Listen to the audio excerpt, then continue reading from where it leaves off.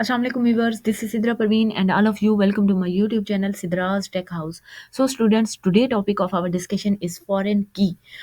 इससे पहले हमने अल्टरनेट की का कॉन्सेप्ट पढ़ा था, तो अगर आपने मेरे प्रीवियस लेक्चर नहीं देखे तो आप जाके देख लें। मैं डिस्क्रिप्शन में उनका लिंक भी प्रोवाइड कर दूंगी ताकि आपको हर लेक्चर जो है वो अच्छे से समझ आ जाए। तो आज का हमारा टॉपिक है फॉरेन की। फॉरेन की से पहले आपको ये पता होना चाहिए कि की क्या होती है, हम क्यों की को यूज़ करते हैं, डेटाबेस में क्यों यूज़ होती है। तो की क्या होती है? की कोई भी एक एट्रीब्यूट होता है या फिर सेट ऑफ एट्रीब्यूट भी हो सकता है जो कि किसी भी रिलेशन या टेबल में मौजूद टपल्स को यूनिकली आइडेंटिफाई करता है।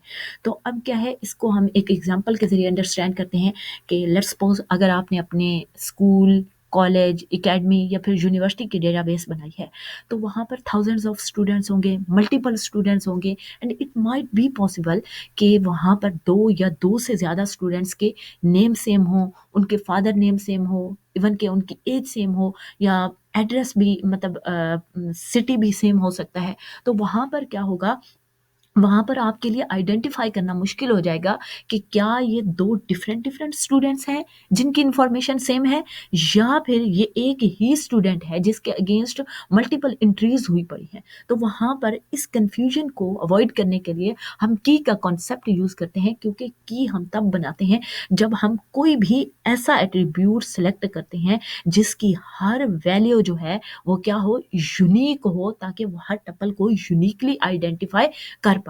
तो यहाँ पर आज हमारा टॉपिक है फॉरेन की। फॉरेन की क्या होता है? एन एट्रीब्यूट और a set of attribute in relation whose values match a primary key in an other relation। मतलब ये कि ये कोई भी एक एट्रीब्यूट होता है या फिर क्या होता है, सेट ऑफ एट्रीब्यूट होता है जो कि क्या होता है, जिसकी वैल्यू जो है वो दूसरे रिलेशन या टेबल में मौजूद प्राइमरी की से मैच हो रही होती है, या फिर हम ये भी कह सकते हैं कि ये दूसरे टेबल से रेफरेंस ले रहा होता है। तो इसे हम क्या कहते हैं, फॉरेन की कह सकते हैं। In simple word we can say that कि एक टेबल की प्राइमरी की जो है वो दूसरे टेबल की फॉरेन की बन जाती है। तो यहाँ पर हम इसको एक एग्जाम्पल के जरिए अंडरस्टैंड करते हैं कि यहाँ पर इस डायग्राम में मेरे पास 2 टेबल्स हैं।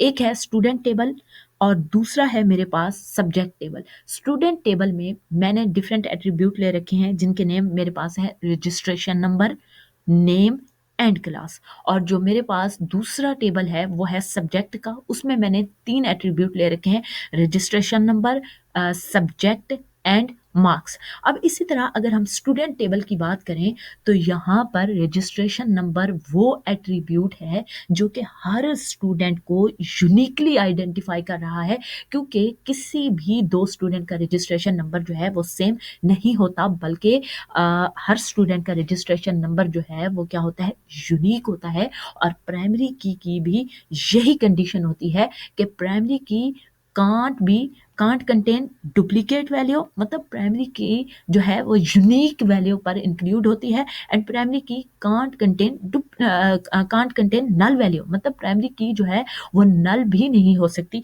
तो क्या है कि रजिस्ट्रेशन नंबर जो है वो हमारे पास प्राइमरी की है, क्योंकि हर स्टूडेंट का रजिस्ट्रेशन नंबर जो है यूनिक होता है और कभी भी ऐसा नहीं हुआ कि किसी स्टूडेंट को रजिस्ट्रेशन नंबर या फिर रोल नंबर असाइन ही ना हुआ हो। तो यहाँ पर रजिस्ट्रेशन नंबर हमारे पास क्या है, प्राइमरी की है।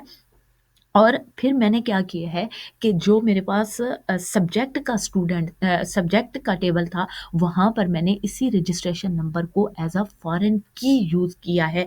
तो यहाँ पर क्या है कि इसका ये मतलब है कि रजिस्ट्रेशन नंबर में 801 के अगेंस्ट जो नेम सिद्रा है जिसकी क्लास MSc है, इसी तरह इसी रजिस्ट्रेशन नंबर को मैंने यहाँ पर एज अ रेफरेंस यूज़ किया है। मतलब ये कि 801 जिस स्टूडेंट की रजिस्ट्रेशन नंबर 801 है, उसका जो सब्जेक्ट इंग्लिश है उसमें उसके कितने मार्क्स हैं, 90 मार्क्स हैं। तो यहाँ पर मैंने क्या किया है, रजिस्ट्रेशन नंबर को फॉरेन की बना दिया है। अब वो टेबल जिसमें पहले से प्राइमरी की मौजूद होती है, उस टेबल को हम क्या कहते हैं, पेरेंट टेबल, या फिर हम इसे रेफरेंस्ड टेबल कहते हैं। जबकि वो टेबल जो कि पेरेंट्स से टेबल से प्राइमरी की का रेफरेंस ले रहा होता है तो उसे हम क्या कहते हैं, रेफरेंसिंग टेबल, या फिर हम उसे क्या कहते हैं, चाइल्ड टेबल भी कहते हैं।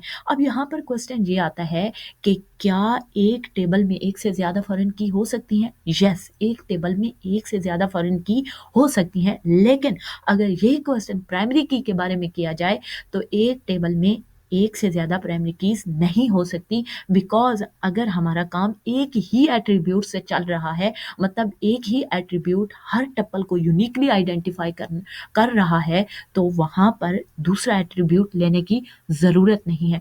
तो स्टूडेंट्स, ये था हमारा फॉरेन की का कॉन्सेप्ट। अगर आपको इस टॉपिक से रिलेटेड कोई भी क्वेश्चन हो, किसी भी चीज़ की समझ ना आई हो, तो आप लोग मुझे कमेंट कर सकते हैं, मैं आप लोगों को गाइड कर दूँगी। तो नेक्स्ट टॉपिक में हम कुछ और पढ़ेंगे डेटाबेस से रिलेटेड, तो वेट कीजिएगा। मिलते हैं एक न्यू ट्यूटोरियल के साथ। Subscribe Siddhraj tech house, like and share my videos. Thank you so much and अल्लाह हाफ़िज़।